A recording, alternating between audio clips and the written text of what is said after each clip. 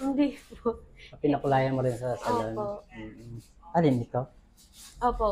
Hindi na pantay. Opo. Hindi po napantay. Baguhin ko na lahat ng kulay, ha? Sige po. First, gugupitan ko ba ang buhok mo?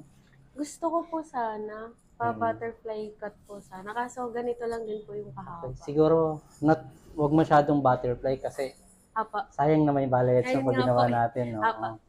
Siguro layered ko na lang siya. Apa. Soft layer na lang natin. Ha? Sige po. Tapos, yung kulay na gagawin natin, gusto mo may pagka-blonde. Opo. Basta yung kaya lang ng buhok mo, ha? Game ka na? Game. Taga dito lang kayo sa Project 8?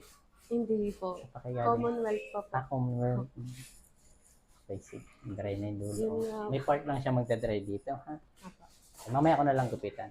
Okay, pa-prepare ko lang. Ka na. Apa. Ito yung melty blonde. Amen. Para siya may pagka-honey blonde. Apa. Yan. Ito yung pinakita mong kulay. Hindi ko lang nagaya yung mukha eh. Foreigner yun. Okay ba po? Pero yung kulay nagaya natin. Diba? Opo. Yan siya.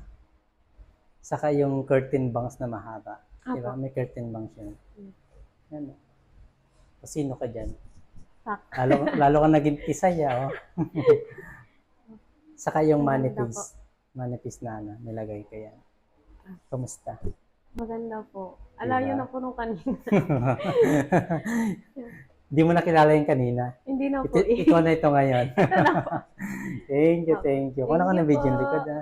Apa. 2 to 3 days bago mapaliguan. Tapos Okay. yung mga pang-maintenance. Ha? Okay. Aray, ganda. Thank you. Thank you po.